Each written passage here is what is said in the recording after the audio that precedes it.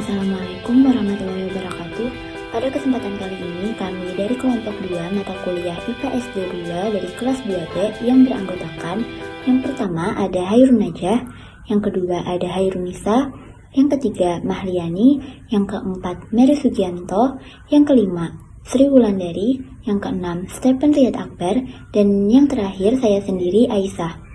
Di sini kami akan menjelaskan pembahasan mengenai materi gaya, yaitu yang pertama ada pengertian gaya, yang kedua jenis-jenis gaya, yang ketiga penjumlahan gaya, yang keempat hukum Newton, dan yang terakhir mengenai penerapan hukum Newton. Nah, untuk mempersingkat waktu, langsung saja kepada pemateri pertama yang akan menjelaskan mengenai pengertian gaya. Dipersilakan. Pengertian gaya. Gaya merupakan suatu besaran yang mempunyai besar dan arah. Gaya dapat menyebabkan sebuah benda berubah bentuk, berubah ukuran, berubah posisi, berubah kecepatan, berubah panjang atau volume, dan juga berubah arah.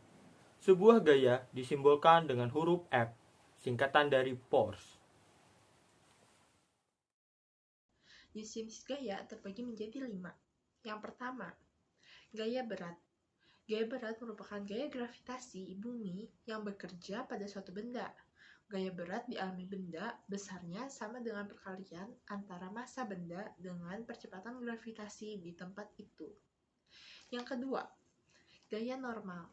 Gaya normal adalah gaya yang bekerja pada bidang yang bersentuhan antara dua permukaan benda.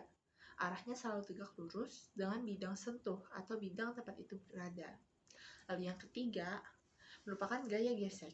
Gaya gesek adalah gaya kontak yang sejajar, bidang sentuh dan arahnya selalu berlawanan dengan arah gaya benda. Gaya gesek dapat dibedakan menjadi 2, yaitu yang pertama, gaya gesek statis. Gaya gesek yang bekerja pada benda selama benda dalam keadaan diam. Lalu yang kedua, gaya gesek kinetik. Gaya gesek yang bekerja pada saat benda dalam keadaan bergerak. Lalu, jenis gaya yang keempat merupakan gaya tegangan tali. Gaya tegangan tali merupakan gaya yang diteruskan melalui tali atau kawat ketika tali atau kawat ditarik oleh gaya yang bekerja pada salah satu ujung tali atau kawat tersebut. Lalu yang kelima, yang terakhir merupakan gaya sentripetal. Suatu benda yang bergerak, melingkar, beraturan, mengalami percepatan dengan arah tegak lurus terhadap vektor kecepatan menuju pusat lingkaran. Saya akan menjelaskan tentang penjumlahan gaya. Gaya termasuk besaran yang memiliki nilai dan arah yang dikenal dengan sebutan vektor.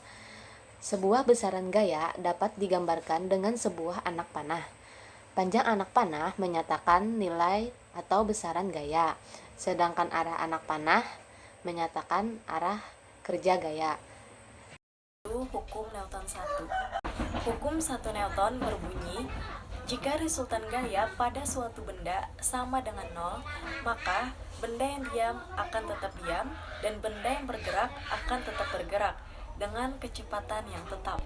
Hukum 1 Newton disebut juga dengan hukum kelembaman atau hukum inersia, yaitu sifat kecenderungan suatu benda untuk mempertahankan keadaannya.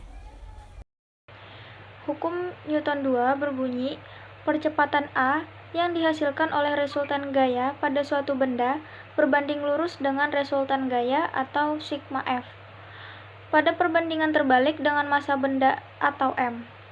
Secara sistematis dapat dituliskan sebagai A sama dengan sigma F per M.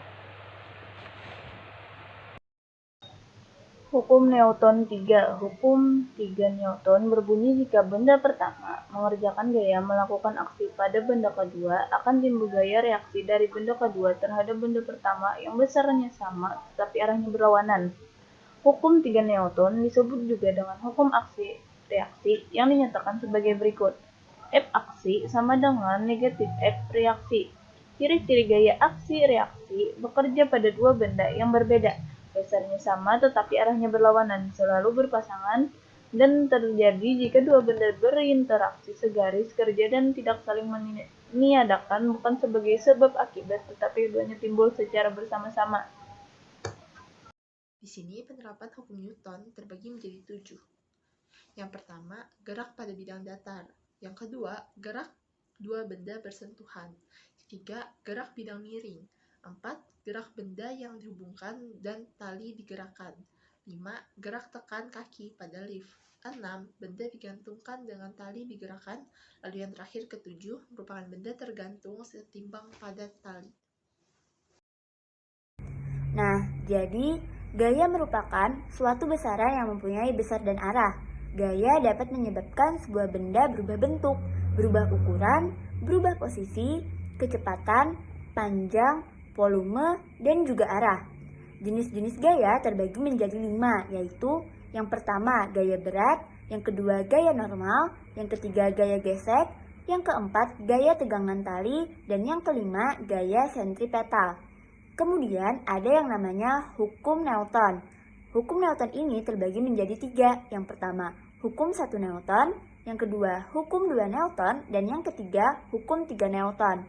Dan yang selanjutnya adalah tentang penerapan hukum Newton, yang terbagi menjadi 7 bagian. Yang pertama, gerak pada bidang datar. Yang kedua, gerak dua benda bersentuhan. Yang ketiga, gerak pada bidang miring. Yang keempat, gerak benda yang dihubungkan dengan katrol. Yang kelima, gerak tekan kaki pada lift. Yang keenam, benda digantungkan dengan tali digerakkan. Dan yang terakhir, benda tergantung setimbang pada tali. Nah, itulah tadi simpulan dari materi pembahasan mengenai gaya yang dapat kami sampaikan.